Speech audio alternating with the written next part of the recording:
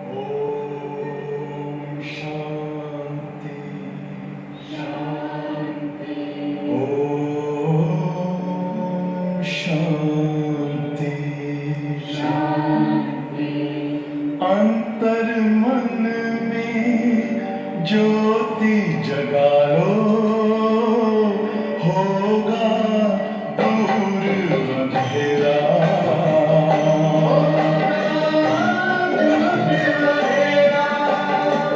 शिव का कर लो ध्यान, आ रहा पावन पुण्य सवेरा।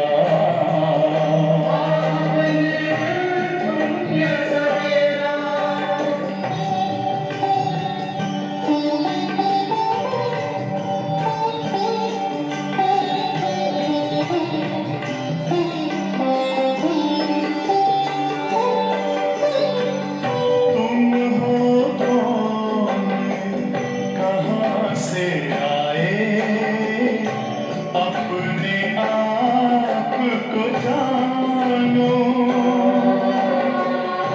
राजयोग के द्वारा अपना परम पिता पहचानो। इसी राजपथ पर चलकर तुम पालो अपना बसेरा।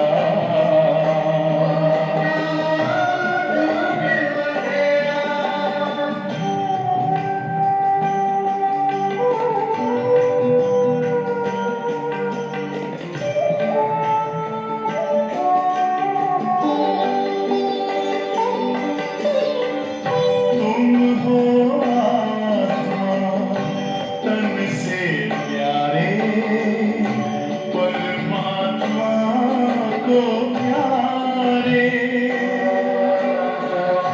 दिव्य गुणों को धारण करके योगी बनो दुलारे। ज्योति बिंदु ही तोड़ेगा ये माया मोह का घेरा।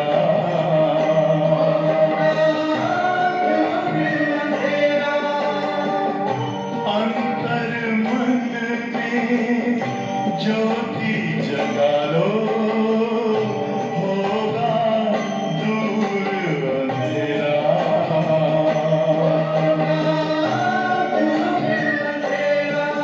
ओम शांति। ओम शांति।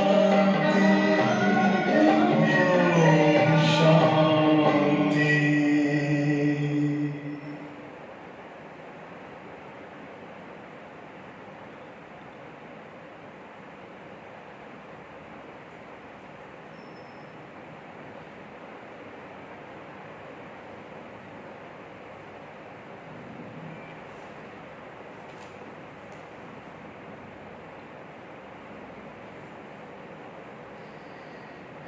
ओम शांति।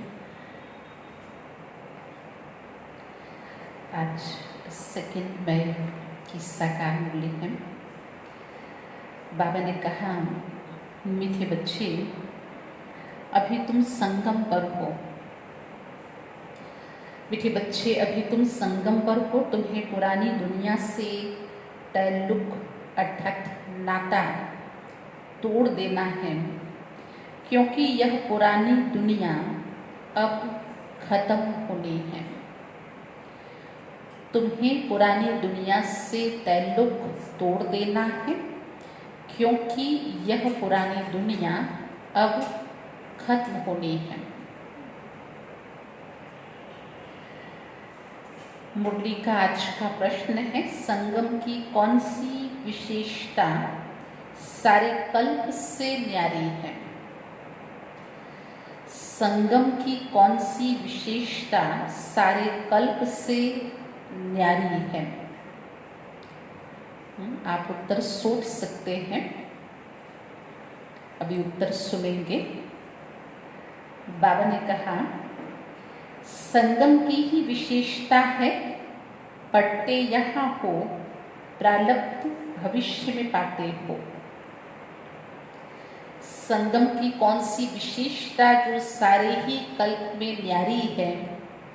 तो बहुत ही संगम युग की ये अच्छी विशेषता, एक बहुत ही विचित्र बात कि पढ़ते यहाँ हो और प्रारब्ध वहाँ, भविष्य वहाँ पाते हो। सारे कल्प में ऐसी पढ़ाई नहीं पढ़ाई जाती जिसकी प्रारब्ध दूसरे जन्म में मिले। सारे ही कल्प में कोई भी हद की पढ़ाई, कोई भी जिस्मानी पढ़ाई ऐसी नहीं पढ़ाई जाती कि जिस पढ़ाई की प्रारब्ध दूसरे जन्म में मिले। अभी तुम बच्चे मृत्यु लोक में पढ़ रहे हो, अमर लोक के लिए, और कोई दूसरे जन्म के लिए पढ़ता नहीं।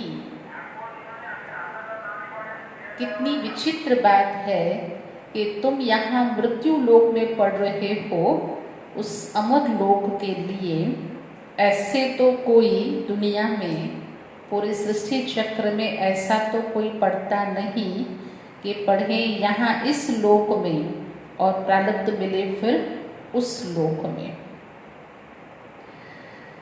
आज की मुरली का गीत है, दूर देश का रहने वाला आया देश पराई।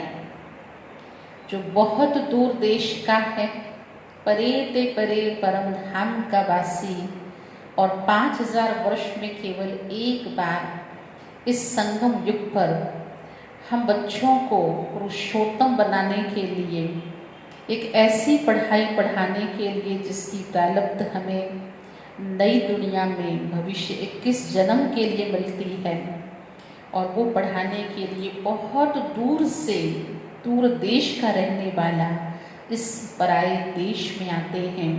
इसलिए लिखने वाले ने बहुत सुंदर ये गीत लिखा, बहुत सुंदर ये कल्पना की गई कि दूर देश का रहने वाला कौन। तो ये किसी व्यक्ति के लिए तो ऐसा नहीं कह सकते, किसी इंसान को बुद्धि में रख के ऐसा कोई राइटर लिख नहीं सकता कि दूर देश का रहने वाला आए देश पर आए। ओम शांति। दूर देश का रहने वाला कौन? अब हम सभी को तो पता है कि दूर देश का रहने वाला कौन, परंतु यह कोई मनुष्य नहीं जानते। क्या उनको अपना देश नहीं है जो पराये देश में आए हैं? क्या उस परमात्मा को, उस ईश्वर को क्या अपना कोई स्थान नहीं है जो पराये देश में आए हैं? वह अपने देश में नहीं आते हैं। जो खुद अपना देश, अपनी दुनिया, एक सत धर्म स्थापन करने वाला, वो भगवान अपनी बनाई हुई उस नई दुनिया में नहीं आते हैं। वो तो पराये देश में भी ना आते थे अगर हमने न बुलाया होता था, अगर बहुत बहुत आवश्यकता न होती थी। हम बच्चों को बहुत जब खूब दरकार होती है भगवान की, तो फिर भगवान को भी इस पराये देश में आना पड़ता। अन्यथा कौन चाहता है कि हम किसी पराये देश में, पराई दुनिया में, पराये लोगों में कहीं ऐसे बीच में जाएं। लेकिन जब पराये देश में अपने ही बच्चे फंस गए हों तो उन्हें निकालने, उन्हें छुड़ाने, उन्हें बचाने, उन्हें कुछ बनाने भगवान को भी आना पड़ता इस पराये देश में। ये रावण राज्य पराया देश है ना? क्या शिव बाबा अपने देश में नहीं आते हैं? अच्छा, रावण का परदेश कौन सा है? अच्छा, रावण का परदेश कौन सा है और देश कौन सा है? शिव बाबा का अपना देश कौन सा है? पराये देश कौन सा है? फिर बाप आते हैं पराये देश में, तो उनका देश कौन सा है? ये भी समझना चाहिए। अगर भगवान के लिए ये रावण राज्य, ये घोर कलयुग की दुनिया, अगर ये पराया राज्य है, तो जरूर उसका कोई अपना राज्य, अपना लोक, अपनी दुनिया, अपना घर, अपना संसार, उसका अपना तो कुछ होगा ना। तो वो तो जान गए कि भाई वो उस ब्रह्म तत्व में रहने वाले, जिसे घर कहें, मूल वतन कहें, शांति का धाम कहें, निर्वाण धाम कहें, लेकिन वो इस पराये देश में आते हैं। तो रावण का राज्य कौन सा है जो उसका अपना है? तो भाई ये कलयुग उसका है, क्योंकि उसका शासन है, उसकी बात है, उसी के रूल्स रेगुलेशंस चल रहे हैं, इसलिए कहा ये रावण की दुनिया है। अपने देश की स्थापना करने आते हैं, लेकिन वह अपने देश में खुद आते हैं क्या? बाबा अपने देश उस सत्य की दुनिया में आते हैं? एक दो ने सुनाया, अच्छा कोई ने बाबा को सुनाया। बाबा ने कहा अच्छा इस पर सब विचार सागर मंथन करना। आज तो डायरेक्ट बाबा ही होमवर्क दे रहे हैं कि इस विषय पर आप विचार सागर मंथन करना। भगवान का देश, क्या भगवान अपने बनाए हुए देश में आते हैं? ये बहुत समझने की बातें हैं। रावण का पराया देश बताना बहुत सहज है। जो राम का राज्य है वो रावण के लिए पराया राज्य है, ये बताना भी बहुत सहज है। राम राज्य में कभी यह रावण आता नहीं। बाप को रावण के देश में आना पड़ता है, क्योंकि रावण राज्य को चेंज करना होता है। यह है संगम युग। वह सतयुग में नहीं आते, कलयुग में भी नहीं आते। बाप कहाँ आते हैं? सतयुग में नहीं आते, कलयुग में भी नहीं आते। बाप आते हैं संगम युग पर। तो ये राम का देश है ना, रावण का देश है। इस किनारे राम का तो उस किनारे रावण का, तो हो गया संगम। उस किनारे रावण, इस किनारे है राम, तो ये हो गया दोनों का मध्य बीच संगम का युग। अब तुम बच्चे कहाँ पर हो चेक करो, फिर उसको रियलाइज करो तुम बच्चे कहाँ पर हो? संगम पर हो। न इस तरफ न उस तरफ हो, अपने को संगम पर समझना चाहिए। ना तो तुम कलयुग में हो और ना ही सतयुग में हो। तो बाबा कहते बच्चे सदैव अपने को संगम पर समझना चाहिए। हमारा उस तरफ कोई ताल्लुक नहीं है। क्यों नहीं है? वैसे तो सतयुग में भी नहीं है, ऐसा बाबा ने कहा कि बच्चे कलयुग में नहीं हो और तुम सतयुग में भी इस समय नहीं हो, लेकिन जाना तो उस ओर है। तो वजन किस तरफ देना है, किस तरफ ज़्यादा जोर भरना है? माना खिंचाव ज़्यादा कलयुग की तरफ है, परंतु प्रीत नहीं करनी है, लगन नहीं हो, वहाँ के प्रति कोई लगाव झुकाव ना हो, क्योंकि अब तुमको जाना है सतयुग, नई दुनिया की तरफ। इसलिए बाबा ने स्पष्ट कह दिया तुम्हारा पुरानी दुनिया से कोई ताल्लुक नहीं है।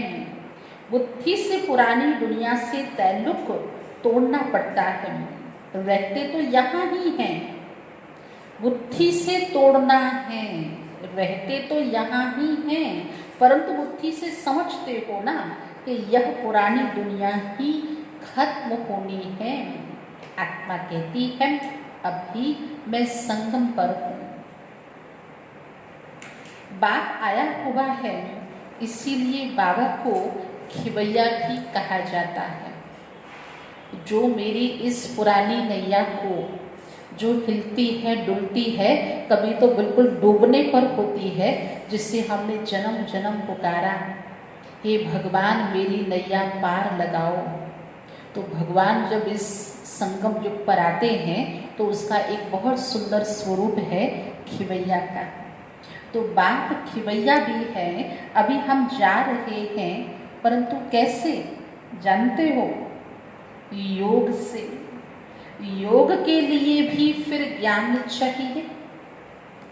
हम यहाँ से जाते हैं बुद्धि से उस दुनिया में, उस पार कि भैया हमको सिखाते हैं ये यात्रा करो, ये यात्रा करो, कैसे विषय वैतरणी की नदी को पार कर रहे हो और कैसे क्षीर सागर में जा रहे हो, कैसे बाप खिवैया तुमको इस बुद्धि बल से, इस योग बल से उस पार लेके जा रहे हैं। बस किनारे पे आए कि आए, पहुँचे कि पहुँचे। इसलिए बाबा प्रैक्टिस करवाते हैं और इसके लिए ज्ञान भी चाहिए। ज्ञान अर्थात समझानी बाप वो देते हैं। जो बड़े होते हैं वो अपने से छोटों को समझाने देते हैं। टीचर देते हैं, माता पिता देते हैं, दुनिया में गुरु गोसाई देते हैं। बाप भी शिव बाबा जो बहुत ज्ञान का सागर, वो भी हम बच्चों को बहुत समझाने देते हैं। बाप मत देने आए हैं, कहते हैं अपने को आत्मा समझो। प्रथम मत, पहली राय जो हमें इस पुरानी दुनिया से डिस्कनेक्ट करती है, इस देह से, जो लगाव झुकाव को पूरी तरह से मिटाती है और हमें अपने आप के साथ जोड़ देती है, तो वो पहली समझ, पहली स्मृति अपने को आत्मा समझो। आत्मा ही 84 जन्म लेती है। बाप बच्चों को ही विस्तार से बैठ समझाते हैं। कितने जन्म, किन युगों में कितने जन्म, जन्म के फेरे, उस जन्म के साथ कर्म के फेरे, उसके साथ वर्ण के फेरे, संबंध के फेरे, और इन फेरों में फिरते फिरते फिरते आत्मा कितना फिर गई, बदल गई। जो अपने को देह ये 5 तत्वों में कैद कर लिया, उड़ता पंछी आज इस पिंजरे में बंद हो गया। तो ये बाबा आकर बच्चों को बड़ा विस्तार से समझाते हैं। अभी ये रावण का राज्य खत्म होना है। यहाँ है कर्म बंधन, वहाँ है कर्म संबंध। बंधन दुख का नाम है ना। बंधन कौन सा भी हो तो अच्छा तो नहीं होता ना, ये तो दुख का नाम है ना। संबंध, संबंध अच्छा होता है, संबंध सुख का नाम है। अब कर्म बंधन को तोड़ना है, बुद्धि में है। हम इस समय ब्राह्मण संबंध में हैं, फिर दैवी संबंध में जाएंगे। अगर ब्राह्मण संबंध में रहेंगे और इस संबंध के अंदर रहते हुए, इसकी मर्यादाओं का पालन करते हुए, इन संबंधों के अंदर श्रीमत प्रमाण अगर हम श्रेष्ठ कर्म की लेन देन करेंगे, तो अवश्य ये ब्राह्मण जब दैवी कुल में परिवर्तित होंगे तो मैं भी बन जाऊंगी। मैं भी, क्योंकि मैंने इनके साथ अपना हिसाब किताब बनाया है, अच्छे हिसाब किताब बनाए, तो अच्छी देह, अच्छी दुनिया, अच्छा संबंध, अच्छा पदार्थ मिलेगा। इसीलिए कर्म बंधन को काटना और कर्म संबंध को किससे जोड़ना। इस समय हम दैवी संबंध में, ब्राह्मण संबंध में हैं, फिर जाएंगे दैवी संबंध में। ब्राह्मण संबंध का ये एक ही जन्म है, फिर 8 और 12 जन्म दैवी संबंध में होंगे। ये ज्ञान तुम्हारी बुद्धि में है। सतयुग के 8 जन्म, त्रेता युग के 12 जन्म हम दैवी संबंध में होंगे। इतनी परफेक्ट गिनती यह भी तुम्हारी बुद्धि में है। ये ज्ञान है। इसीलिए इस कलयुगी छीछी कर्म बंधन जैसे कि इससे ग्लानि करते, इस दुनिया के कर्म बंधन में अभी रहना नहीं चाहते। ये दुनिया इतनी छीछी है, यहाँ के कर्म बंधनों से इसकी इतनी ग्लानि करते सुनते, जो अब यहाँ कोई रहना नहीं चाहते। बुद्धि मिलती है कि ये सब आसुरी कर्म बंधन हैं। अब हम गुप्त में यात्रा पर जा रहे हैं, बुद्धि की यात्रा, याद की यात्रा, अपने वास्तविक घर जाने की यात्रा पर हैं। ये बाप ने यात्रा सिखलाई है। फिर इस कर्म बंधन से न्यारे हो हम कर्मातीत हो जाएंगे, क्योंकि ये फिजिकल शारीरिक यात्रा नहीं है। अगर इस यात्रा पर हम हमेशा तत्पर रहें, ये यात्रा करते करते आखिर हम एक समय आएगा कि हम कर्मातीत हो जाएंगे। ये कर्म बंधन अब टूटना है।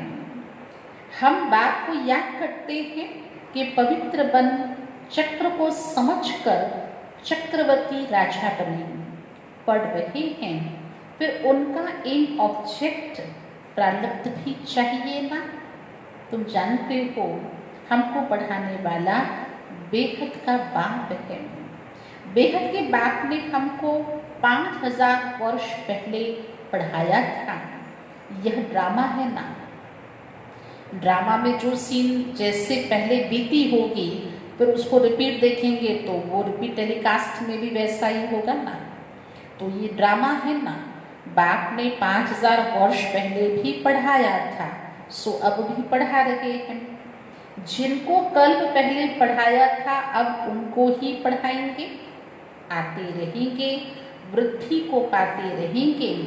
सब तो सतयुग में नहीं आएंगे, आते रहेंगे और वृद्धि भी होगी, ये भी साफ है। लेकिन इसका मतलब ये नहीं है वृद्धि का अर्थ कि सभी आ जाएंगे, नहीं। सभी तो सतयुग में नहीं आएंगे, बाकी सब जाएंगे कहाँ? ये भी बहुत बड़ा प्रश्न है। अगर सब नहीं आएंगे तो कहाँ जाएंगे? तो बाकी सब जाएंगे वापस घर, मुक्ति धाम। इस पार है नर्क, उस पार है स्वर्ग। उस पढ़ाई में तो समझते हैं कि हम यहाँ पढ़ते हैं, फिर प्रारब्ध भी यहाँ पर ही पाएंगे। उस पढ़ाई में जो हद की पढ़ाई, जिस्मानी पढ़ाई पढ़ते हैं तो समझते हैं कि अभी पढ़ रहे हैं, अभी डिग्री मिलेगी, उस अनुसार नौकरी मिलेगी, उस अनुसार हमारा पद पोजीशन बनेगा। तो वो तो है इस जन्म के लिए। यहाँ हम पढ़ते हैं संगम युग पर, इसकी प्रारब्ध हमको नई दुनिया में मिलेगी। ये भी कितनी नई बात है, ये भी कितनी वंडरफुल बात है जो पूरे कल्प में नहीं होती है, जो सिर्फ संगम युग पर ही हो सकती है। ये भी संगम युग की बहुत अच्छी विशेषता है। जो पढ़ते हैं यहाँ और इसकी प्रारब्ध मिलेगी उस नई दुनिया में। दुनिया में ऐसा कोई नहीं कहेंगे कि तुमको इसकी प्रारब्ध दूसरे जन्म में मिलेगी। इस जन्म में अगले जन्मों की प्रारब्ध पाना यह सिर्फ इस संगम युग पर ही होता है। कोई पूछे कि ऐसा हो सकता है कि एक जन्म के अंदर हम ऐसा कुछ करें जो आने वाले कई जन्मों तक हमको कुछ करना न पड़े, बस बैठ करके कमाई खाएं? तो भाई हो सकता है, परंतु वो कलयुग में पॉसिबल नहीं है। संगम युग पर है कि अगर एक जन्म के अंदर हम ये प्रारब्ध चाहें तो भविष्य 21 जन्मों की बना सकते हैं। यह सिर्फ संगम युग पर ही होता है। बाप भी आते ही हैं संगम युग पर। तुम पढ़ते भी हो पुरुषोत्तम बनने के लिए। एक ही बार भगवान ज्ञान सागर आकर पढ़ाते हैं नई दुनिया अमरपुरी के लिए। यह तो है कलयुग, मृत्यु लोक। इस दुनिया के कई आपको ऐसे समानार्थी शब्द मिलेंगे जो सिद्ध करते हैं कि यह कलह कलेश का युग है, जहाँ मृत्यु का बाजार गर्म है, जहाँ होलसेल में मृत्यु होती है। जिस मृत्यु की कोई, जिसको कह सकते अचानक, कभी भी, कहीं भी, कैसे भी, इसीलिए इसको कहा मृत्यु का लोक, इसे कहते हैं। हम पढ़ रहे हैं उस नई दुनिया सतयुग के लिए, नरकवासी से स्वर्गवासी होने के लिए। तो यह है पराया देश। रहे हुए हैं, यहीं रह करके पढ़ रहे हैं।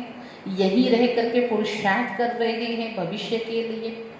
भाई ऐसा भी करना पड़ता है कभी कभी, अपना देश छोड़ करके हद की पढ़ाई, जिस्मानी पढ़ाई पढ़ने के लिए भी बच्चों को बाहर भेजते हैं, दूसरे देशों में भेजते हैं, वहाँ रह करके भी पढ़ते हैं, डिग्री लेकर आते हैं, फिर अपने देश में आते हैं। और देखो यहाँ भी ऐसा है, हम पढ़ रहे हैं यहाँ, फिर जाएंगे अपने देश सतयुग में। यह है पराया देश, वो है अपना देश।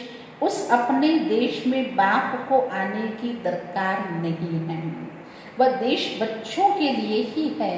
वहाँ सतयुग में रावण का आना नहीं होता, उसको वहाँ पर एंट्री नहीं है, रावण को सतयुग में अलाउ नहीं किया जाता। फिर आएगा द्वापर में, उनका समय है कब वो आ सकते हैं। तो इस सृष्टि चक्र के अनुसार जो मध्य युग, मध्यकाल, द्वापर युग में आते हैं, तो बाप भी गुम हो जाता है, सतयुग में कोई भी उनको जानते नहीं। बाबा अभी संगम युग में गुम हो जाते हैं, गायब हो जाता है, फिर बाबा को कोई सतयुग में तो पहचानते भी नहीं हैं, याद भी क्यों करेंगे। सतयुग में भगवान को याद भी क्यों करेंगे। सुख की प्रारब्ध तो पूरी होती है, तो फिर रावण का राज्य शुरू होता है। इनको पराया देश कहा जाता, इसीलिए क्योंकि यहाँ रावण का शासन है, रावण की अपनी बहुत बड़ी सेना, रावण का बहुत बड़ा परिवार है ना, रावण के भाई, उसके भतीजे, चाचे, काके, मामे, अर्थात आसुरी संप्रदाय का ये संपूर्ण जो युग है, इसलिए इसको पराया राज्य, रावण की दुनिया कहा जाता है।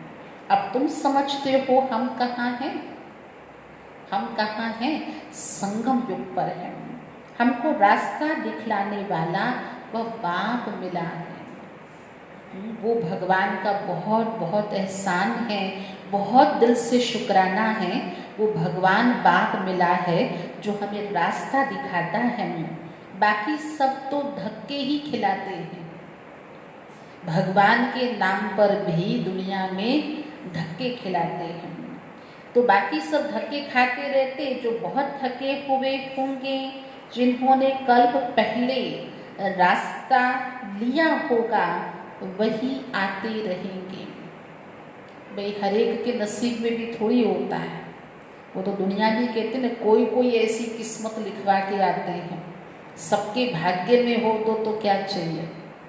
तो जिन्होंने कल्प पहले ये रास्ता लिया था, इस पर चले थे, उनको आज भी ये रास्ता वो तलाशते हैं, और कोई न कोई वजह, कोई जरिया, कोई निमित्त बनता आपके मेरे जैसा, जो फिर उन्हें ये सच का रास्ता मिलता और फिर चल पड़ते हैं इस सत्य मार्ग पर, इस ज्ञान के मार्ग पर, इस पुरुषार्थ के मार्ग पर, और फिर वो हमारी तरह उस मंजिल को प्राप्त करते हैं, क्योंकि उनके भाग्य में, अर्थात 5000 वर्ष पहले भी उन्होंने इस मार्ग को अपनाया था। तुम पंडित सभी को रास्ता बताते हो, हमारा काम है सभी को रास्ता बताना। हम नहीं जानते हैं किसकी जन्म पत्री में लिखा है, किसकी नहीं, हम पूछते नहीं है कल्प पहले वाले हो, 5000 वर्ष पहले ये रास्ते पे चले थे, हम सबको रास्ता बताते हैं, है ना। गाइड का काम होता है गाइड करना, पंडित का काम है बताना, यात्रा कराना, सबको सत्य ज्ञान सुनाना। तो तुम्हारा काम है सभी को रास्ता बताना, ये रूहानी याद की यात्रा का रास्ता है। सीधा चले जाएंगे यहाँ से, अगर कोई सीधा होगा, सीधा चलेगा, सीधा कर्म करेगा, तो सीधा सीधा जाएगा इस पुरुषार्थ की प्रारब्ध में, अर्थात उस नई दुनिया सतयुग में भी। तुम पंडित पांडव संप्रदाय हो, पांडव राज्य नहीं कहेंगे, क्योंकि पांडवों का महाभारत के अंदर भी शासन नहीं दिखाया, उनके पास अपना राज्य था ही नहीं। वो तो राज्य के लिए लड़ रहे थे, या तो वनवासी जीवन व्यतीत करते, दूसरे के राज्य में रह करके राज्य लेने की कोशिश करते हैं, लेकिन पांडव राज्य नहीं करते। राज्य न पांडवों को न कौरवों को है, दोनों को ताज है नहीं। वास्तव में इस समय ताज कोई के पास नहीं है। ऐसा नहीं कि सिर्फ हम पांडवों के पास नहीं है, परंतु जो हमसे विपरीत हैं, कौरव संप्रदाय हैं, जो भगवान से विपरीत हैं, उन्हों के पास भी ताज थोड़ी ही है। ताज तो केवल सत्युगी देवी देवताओं के पास है, सूर्यवंशियों के पास है। डबल ताजधारी तो वही हैं जिनको स्वयं भगवान उनके सिर पर जब हाथ रखता है संगम युग पर, तो वो ताज पहनने योग्य होते हैं। तो ताजधारी तो इस समय कोई नहीं है। भक्ति मार्ग में दोनों को ताज दे दिया है। अगर दे भी तो कौरवों को लाइट का ताज फिर भी नहीं दे सकते। भक्ति मार्ग की कथाओं के अनुसार, शास्त्रों के मुताबिक आप देखेंगे जितने भी टीवी सीरियल्स बनते हैं, कोई मूवीज बनती हैं, तो उनमें आसुरी संप्रदाय को भी रावण के शीश पे भी ताज है, तो राम के शीश पे भी ताज है, तो सबको ताजधारी दिखाया गया है। वास्तव में तो है नहीं। बाबा कहते अगर देंगे भी तो लाइट का ताज तो नहीं दे सकते, पवित्रता का ताज तो हम रावण संप्रदाय को नहीं दिखा सकते। पांडवों को भी लाइट नहीं दे सकते, क्योंकि वह भी पुरुषार्थी हैं। लाइट का ताज जिन्होंने पूरी पढ़ाई पढ़ के और सर्टिफिकेट ले लिया, भाई डिग्री मिल गई ऑफिशियली, तभी वो उसको ताज मिल सकता है, तब तक नहीं मिल सकता। तो लाइट का ताज तो न कौरव संप्रदाय के पास और ना ही पांडव संप्रदाय के पास है। चलते चलते गिर पड़ते हैं, तब किसको लाइट का ताज दे। पांडव संप्रदाय भी पुरुषार्थी हैं, अब तक चल रहे हैं और इस मार्ग पे चलना, गिरना, संभलना होता रहता, इसीलिए लाइट का ताज इनको नहीं दे सकते। इसीलिए यह सब निशानी विष्णु को दी है, क्योंकि वो है पवित्र। विष्णु चतुर्भुज जो हमारा एक संपूर्ण स्वरूप है, हमारे पुरुषार्थ की पूर्ण प्रारब्ध का एक ऐसा चित्र है, प्रतीक रूप में, जो ये दिखाता है कि ये पूर्ण पवित्र है। इसीलिए विष्णु चित्र को देखेंगे तो उसके चतुर्भुज, चारों ही भुजाओं के अंदर हम ब्राह्मणों की जीवन दर्शन को पाएंगे। सत्युग में ये सब पवित्र, संपूर्ण, निर्विकारी होते हैं। पवित्रता की लाइट का ताज है। इस समय तो कोई पवित्र नहीं है। सन्यासी लोग कहलाते हैं कि हम पवित्र हैं, परंतु दुनिया तो पवित्र नहीं है ना। सन्यासी कहते हम पवित्र हैं, परंतु इस समय की दुनिया, इस समय के तत्व, इस समय का खान पान, यहाँ तक कि इस समय की जो सांस भी लेते हैं, इस समय कुछ भी पवित्र नहीं है। जन्म फिर भी विकारी दुनिया में ही लेते हैं। अगर कोई सन्यासी इस समय शरीर छोड़े तो उसका पुनर्जन्म कहाँ होगा? फिर भी इसी दुनिया में, इसी विकारी दुनिया में, कोई विकारी गृहस्थी के घर में। ये रावण की पतितपुरी है ना। पावन राज्य सत्युग नई दुनिया को कहा जाता। अब तुम बच्चों को बागवान कांटों से फूल बनाते हैं। वह पतित पावन भी है, खिवैया भी है, बागवान भी है। बागवान आए हैं कांटों के जंगल में। भगवान खुद आए हैं इस पराये राज्य रावण की दुनिया। कांटों के जंगल में तुम्हारा कमांडर एक ही है। चेक करना, उसी कमांडर के कहे अनुसार उसका जो डायरेक्शन मिले, जो इशारा तक भी मिले, उस अनुसार चलेंगे तो अवश्य इस जंगल से निकलकर फूलों के बगीचे में जाएंगे, है ना। अगर कमांडर के इशारे को कैच नहीं किया, उसके साथ अपना संबंध, रिलेशन बनाए नहीं रखा, कनेक्शन बनाए नहीं रखा, तो फिर कहाँ से कहाँ पहुँच जाएंगे, है ना। जंगल है ना, तो भटक भी सकते हैं। इसीलिए तुम्हारा कमांडर एक ही है। यादवों का कमांडर चीफ शंकर को कहें क्या? शंकर को यादवों का कमांडर चीफ शंकर को कहें। यूं तो वो कोई विनाश कराते नहीं, शंकर कोई विनाश कराते नहीं, जब समय होता है तो लड़ाई लगती है। कहते शंकर की प्रेरणा से मूसल आदि बनते हैं। बाबा कहते बच्चे ये सभी बैठ कहानियां बनाई हैं, बाकी मिसाइल्स बनाने वाले कोई शंकर से प्रेरणा लेकर बनाते नहीं, वो तो बनते हैं, बन ही रहे हैं। इसलिए कहा ये सब कहानियां बैठ बनाई हैं। पुरानी दुनिया खत्म जरूर होनी है। प्रेरणा से बने या ऐसे ही बने, समय अनुसार, ड्रामा अनुसार, आवश्यकता लगी इसीलिए बनाया, एक देश ने बनाया इसलिए दूसरे देश ने बनाया, परंतु मुख्य जो पर्पस है वो है विनाश, वो तो होना ही है। ये पुरानी दुनिया खत्म जरूर होनी है। मकान पुराना होता तो गिर पड़ता है ना, मनुष्य मर जाते हैं, यह भी पुरानी दुनिया खत्म होनी है। ये सब दबकर मर जाएंगे, कोई डूब मरेंगे।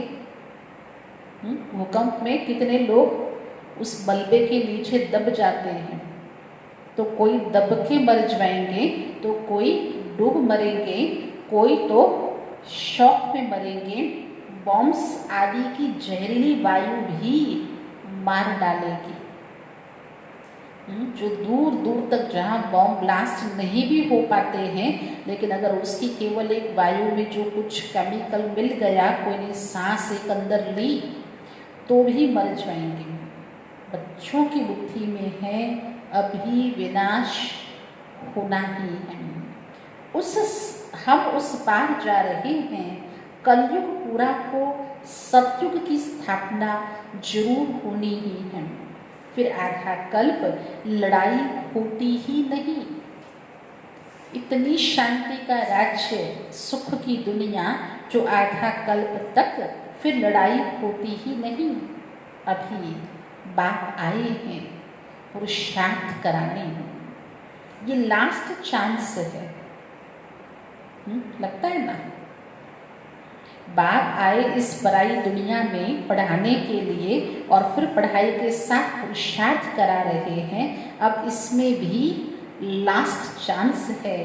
देरी की तो फिर अचानक ही मर जाएंगे। अगर लास्ट मौका मिला और उसमें भी देर कर दी, बाबा बाद में कल करेंगे आज नहीं, देरी कर दी तो फिर अचानक ही मर जाएंगे। मौत सामने खड़ा है, अचानक बैठे बैठे मनुष्य मर जाते हैं। देख रहे हैं संसार की हालात, बैठे बैठे अचानक मनुष्य मर जाते हैं। मरने के पहले तो याद की यात्रा करो। अभी तो बच्चों को घर जाना है, इसीलिए बाप कहते बच्चे अब घर को याद करो, इससे अंतमति सुगति हो जाएगी, घर चले जाएंगे। अगर ये रिहर्सल करते रहें, प्रैक्टिस करते रहें, तो करते करते अंतमति सुगति हो जाएगी। गति अर्थात मुक्ति, अपने घर मुक्ति धाम चले जाएंगे। परंतु सिर्फ घर को याद करेंगे तो पाप विनाश नहीं होंगे। बाप को याद करेंगे तो विकर्म विनाश होंगे। क्योंकि घर तो माना वो बहुत पवित्र दुनिया है, वो शांति का धाम है, वो केवल आत्माओं का ही लोक है। लेकिन सिर्फ उसको याद करने से हमारे विकर्म दग्ध नहीं होते। हाँ, बाबा की याद एक बहुत शक्तिशाली अग्नि का काम करती है, जो हमारे विकर्मों को भस्म कर सकती है, जला के खाक कर सकती है। तो बाप की याद से पाप विनाश होंगे और तुम अपने घर चले जाएंगे। इसीलिए बाप को याद करते रहो, अपना चार्ट रखो।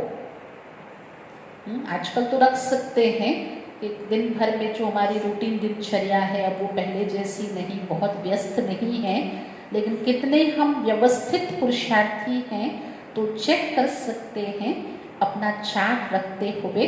तो चाहे पूरा मास का या एक 1 वीक का जो हम वीकली चार्ट रखते हैं तो वो शुरू कर सकते हैं। एक चार्ट के दौरान मालूम पड़ेगा सारे दिन में हमने क्या किया। चार्ट से पोता में लिखने से मालूम तो चलेगा कि सारे ही दिन में हमने क्या किया। 5-6 वर्ष की आयु से लेकर अपनी लाइफ में क्या क्या किया, ये भी तो याद रहता है ना। बच्चा 5 साल से तो इतना समझदार हो जाता है जो उसकी मेमोरी में सब चीज़ें आती हैं कि मैंने क्या क्या किया, क्या अच्छा क्या बुरा किया। ऐसा भी नहीं सारा टाइम लिखना पड़ता है, ध्यान में रहता है। ऐसा भी नहीं कि सारा दिन ही बैठ करके कोई लिखना है, ध्यान में रहता है। बगीचे में बैठ बाबा को याद किया। याद कहाँ कहाँ कर सकते हैं? तो वैसे तो याद के स्पेशल कक्ष होते हैं, मेडिटेशन रूम, योग कक्ष जिसको हम कहते हैं। परंतु हम जो भी प्राकृतिक स्थान है, खुले बगीचे, तो क्या वहाँ बैठ बाबा को याद किया?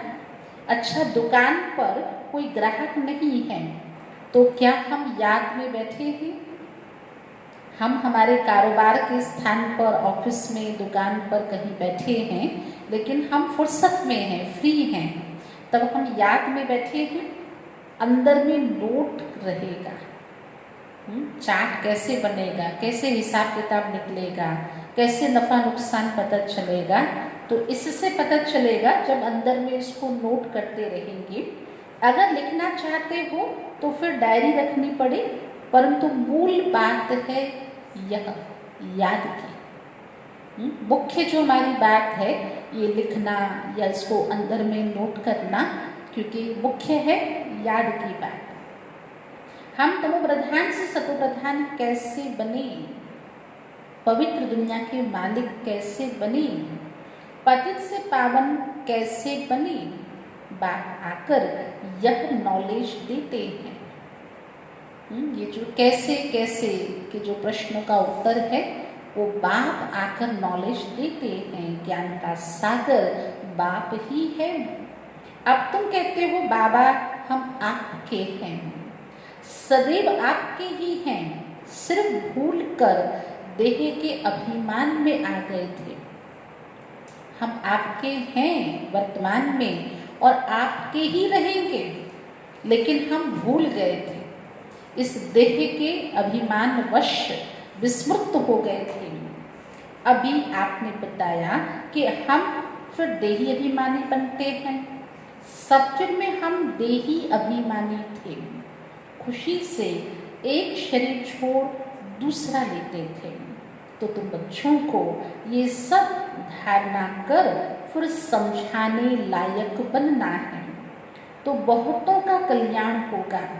बाबा जानते हैं ड्रामानुसार, नंबरवार पुरुषार्थ अनुसार सर्विसेबल बन रहे हैं। एक वो जिसमें ड्रामा का भी बहुत महत्वपूर्ण पाठ है, ड्रामानुसार। दूसरा अपने पुरुषार्थ अनुसार, जो सिर्फ ड्रामा पर समय पर निर्भर नहीं करते, लेकिन अपने पुरुषार्थ अनुसार सर्विसेबल बन रहे हैं। अच्छा, किसको झाड़ आदि नहीं समझा सकते हो? भला ये तो सहज है ना, किसको भी बोलो तुम अपने को आत्मा समझ, एक बाप को याद करो।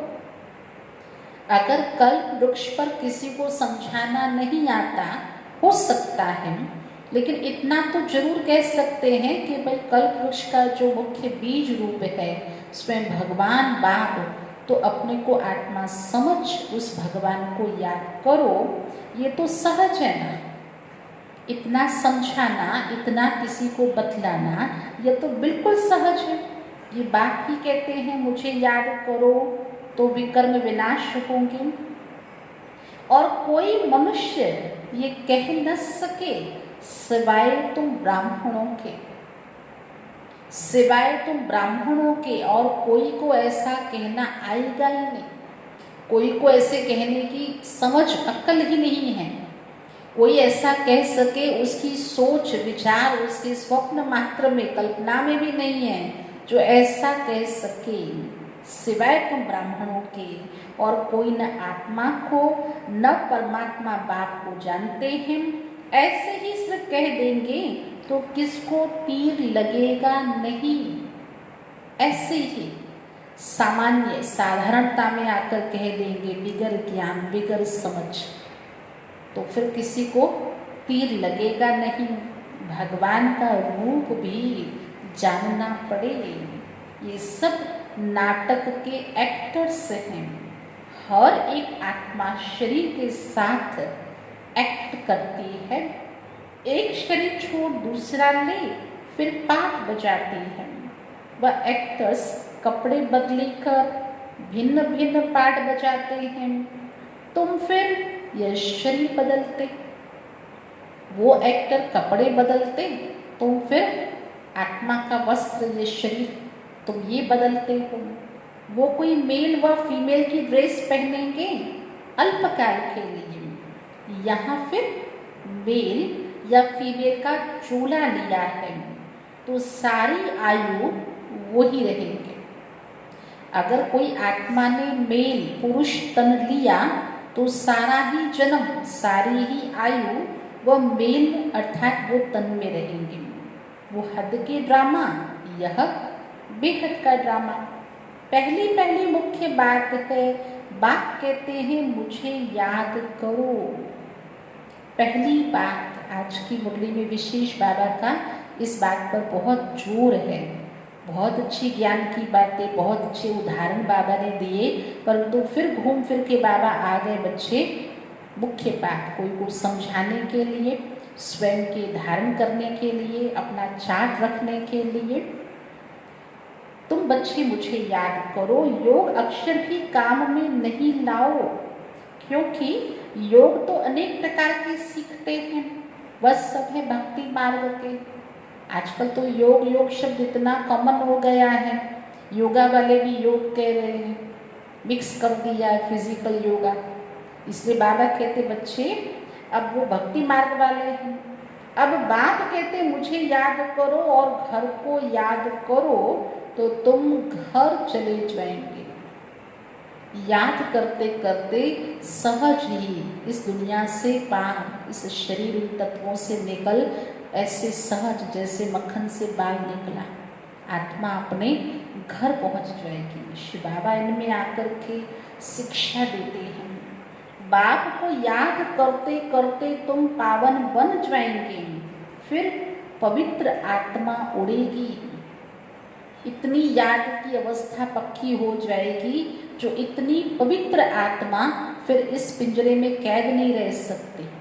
फिर उसको पंख मिल गए ना, फिर वो आत्मा उड़ेगी। जितना जितना याद किया होगा, सर्विस की होगी, उतना ऊंच पद पाएंगे। जो वर्तमान समय हमने किया उसकी प्रारब्ध, सो भविष्य ऊंच पद पाएंगे। याद में ही बहुत विघ्न पड़ते हैं, पावन नहीं बनेंगे तो फिर धर्मराजपुरी में सजाएं भी खानी पड़ेंगी।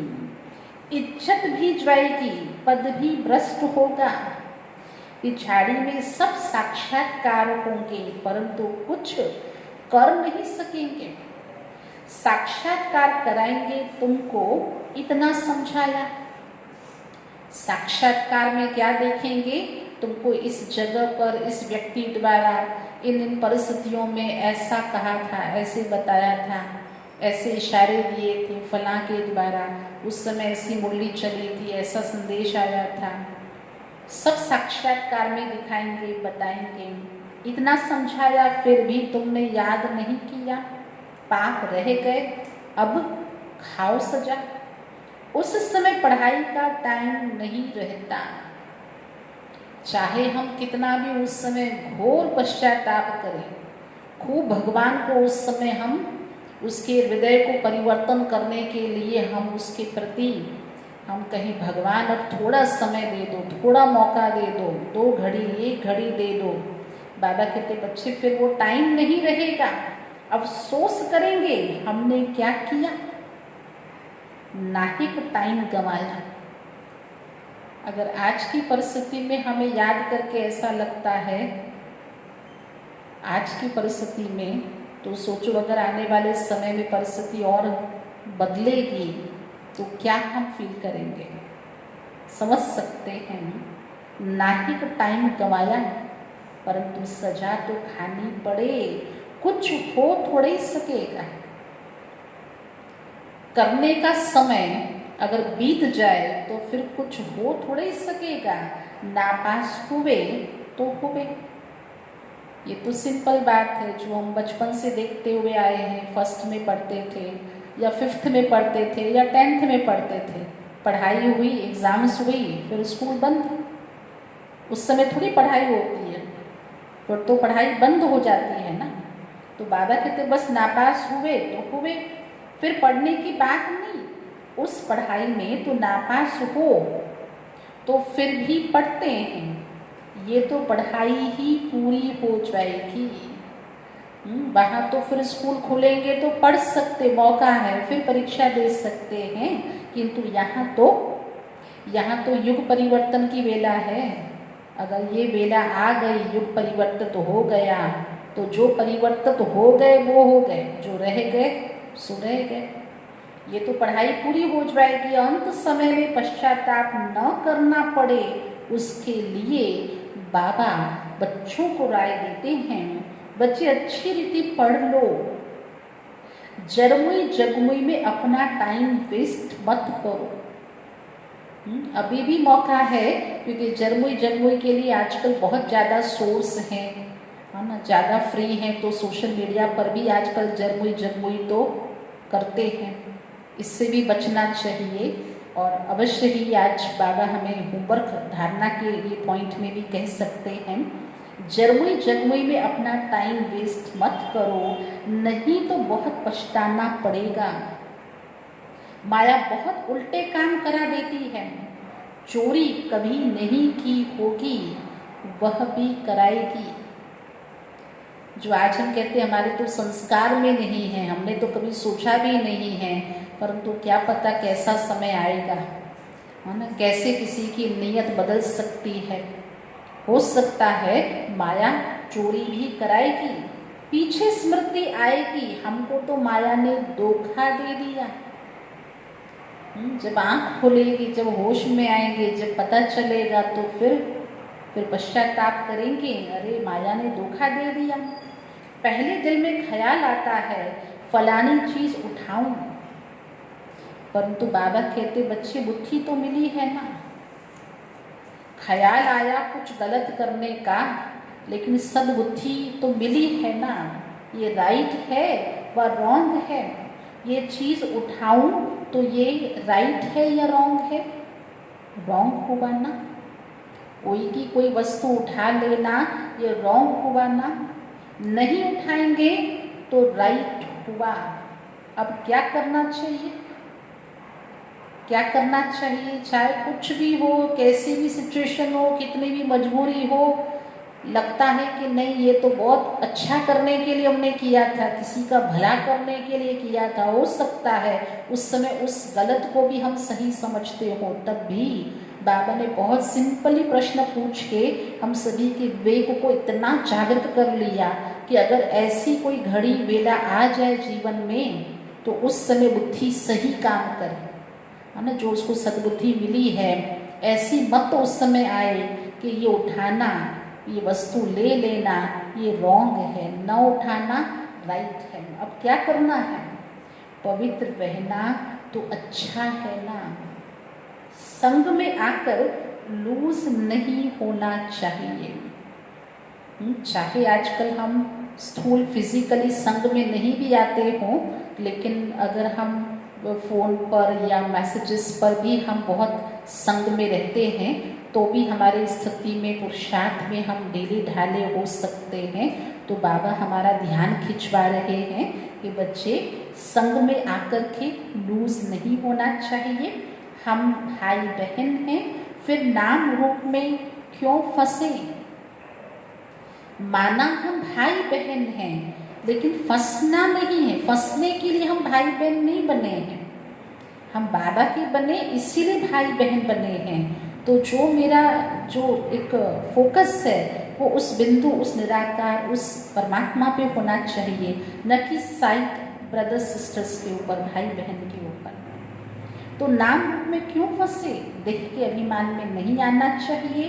परंतु माया बड़ी जबरदस्त है, माया रॉन्ग काम कराने के संकल्प लाती है। जो उसका काम है, जो उसका रोल है, वो अच्छे से प्ले कर रही है माया, है ना। विलन है तो वो अपना काम करेगा, लेकिन हीरो को विलनगिरी तो शोभा नहीं देती ना। हम तो हीरो पाठधारी हैं। माना कि माया रॉन्ग काम कराने की संकल्प लाती है, परंतु बाबा कहते बच्चे तुमको रॉन्ग काम करना नहीं है। हमारे श्रेष्ठ संस्कार, बहुत अच्छी समझ, बहुत अच्छी बुद्धि प्राप्त है, कुछ भी हो जाए, लेकिन रॉन्ग कर्म करना नहीं है। लड़ाई चलती है, फिर गिर पड़ते हैं, फिर राइट बुद्धि आती ही नहीं। अहो मम माया क्या करती, जो गिर भी पड़ते हैं, नुकसान भी कर लेते हैं, तो कभी कभी तब भी रियलाइज नहीं करते हैं कि मैं गलत थी, मैं गलत था। तब भी बाबा कहते गिर पड़ते हैं, फिर भी राइट बुद्धि आती नहीं। हमको राइट काम ही करना चाहिए। अंधों की लाठी बनना है, अच्छे से अच्छा काम है यह। अगर करना ही है, बिजी ही रहना है, अगर संपर्क में ही आना है, तो राइट काम करो। अंधों की लाठी बनना, जो सत्य मार्ग बाबा ने दिखाया है वो दिखाना है। उनको नहीं, जिनको दिखा है, पता है पहले से, वो तो उनका काम है चलना, लेकिन उनको चलाना, उनको बताना जिनको ये सत्य मार्ग, सदमार्ग पता नहीं है, तो ये काम है सबसे अच्छा। शरीर निर्वाह के लिए बाकी समय तो है, रात को नींद भी करनी है, ये सब भी करना है, इसके लिए कोई मना नहीं है। शरीर निर्वाह भी कर्म करना है, रात को नींद भी करनी है। आत्मा थक जाती है तो फिर सो जाती है, शरीर भी सो जाता है। शरीर निर्वाह के लिए, आराम करने के लिए टाइम है। बाकी समय जो मिलता है, मेरी सर्विस में लग जाओ। 8 घंटा घर का काम करो, 8 घंटा नींद करो, तो भी 8 घंटा बचता है शरीर के कर्म के अलावा भी। बाबा कहते बाकी का समय मेरी सर्विस में लग जाओ, याद का चार्ट रखो, लिखते भी हैं, फिर चलते चलते फेल हो जाते हैं। बहुत अच्छा लिखते, चार्ट लिखते लिखते बहुत उन्नति भी होने लगती है, बड़ी प्रोग्रेस होती है। पिछला चार्ट कैसा था, इस बार बहुत अच्छा हो गया, क्योंकि अपनी चेकिंग होती है ना, तो अपने आप को ही संकल्प देते हैं, अपने लिए खुद ही एम डिसाइड करते, नहीं अभी कल से इतना नहीं, इतनी देर करना है, अब इतनी मार्क्स में इतने मार्क्स लेनी है। लेकिन फिर क्या होता, करते करते फिर छोड़ देते, गिर पड़ते। बाबा कहते फेल हो जाते हैं, बाबा को याद ही नहीं करते, सर्विस नहीं करते, तो रॉन्ग काम होता रहता है ना। अगर बाबा को याद नहीं करेंगे, सर्विस नहीं करेंगे, चार्ट लिखने में फेल हो जाएंगे, तो कुछ तो करेंगे ना, कुछ तो उनके द्वारा होता ही है ना। तो वो क्या होता है, फिर वो जो कुछ होता है वो रॉन्ग होता है, गलत होता है, वो अविद्या होती है, वो पाप होता है। इसलिए बाबा खबरदार करते बच्चे, अगर बाप को याद नहीं करोगे, सर्विस नहीं करोगे, तो रॉन्ग काम होता रहता। अच्छा, मीठे मीठे सिकिलत है बच्चों प्रति माता पिता बाप दादा का याद प्यार और गुड मॉर्निंग। रूहानी बाप की रूहानी बच्चों को नमस्ते, रूहानी बच्चों की रूहानी बाप दादा को याद प्यार, गुड मॉर्निंग और नमस्ते। आज की धारणा की पहली पॉइंट है, जगमुई में अपना टाइम वेस्ट नहीं करना है। समय की बाबा ने बहुत अच्छी पाबंदी सिखाई, समय को सफल करना। थोड़ा समय मिला है, देरी हो जाएगी, फिर जो चांस मिला है नहीं करोगे तो पछताओगे। इसलिए अपने समय को जगमुई में वेस्ट नहीं करना है। माया कोई भी उल्टा काम ना कराए, यह ध्यान रखना है। संग दोष में आकर कभी लूज नहीं होना है। देह अभिमान में आकर किसी के नाम रूप में नहीं फंसना है। घर की याद के साथ साथ बाप को भी याद करना है। आज की मुरली में विशेष बाबा ने स्पष्ट कहा मेरी याद से विकर्म विनाश होंगे, इसीलिए घर की याद के साथ साथ मेरी याद, बाप को भी याद करना है। याद के चार्ट की डायरी बनानी है, नोट करना है हमने सारे दिन में क्या क्या किया। डायरी बनानी है, नोट करना है सारे दिन में क्या क्या किया, कितना समय बाप की याद में रहे। आज की मुरली का वरदान है, उधार चित्त की विशेषता द्वारा स्व और सर्व का उद्धार करने वाले आधार उद्धार मूर्त भव। उधार चित्त अर्थात सदा हर कार्य में फ्राक दिल, बड़ी दिल वाले। उदार चित्त उसी को कहा जाता है जिसका चित्त, जिसका हृदय, जिसका दिल विशाल है, बड़ी दिल वाले, फ्राक दिल वाले। अपने गुण से दूसरे को गुणवान बनाने में सहयोगी बनना। जो गुण मुझे प्राप्त हैं, जो गॉड गिफ्ट हैं, अपने गुणों से दूसरे को गुणवान बनाना, उसमें सहयोगी बनना। शक्ति व विशेषता भरने में सहयोगी बनना, अर्थात महादानी फ्राक दिल बनना ही उदार चित्त आत्मा की यह विशेषता है। ऐसी विशेषता संपन्न आत्माएं ही आधार और उधार मूर्त बनने में सफलता का वरदान प्राप्त करती हैं। जो उधार चित्त आत्माएं हैं वो इतनी सक्षम हैं जो आधार मूर्त बन सकती हैं, अर्थात दूसरे का सहारा, मजबूत सक्षम सहारा बन सकती हैं।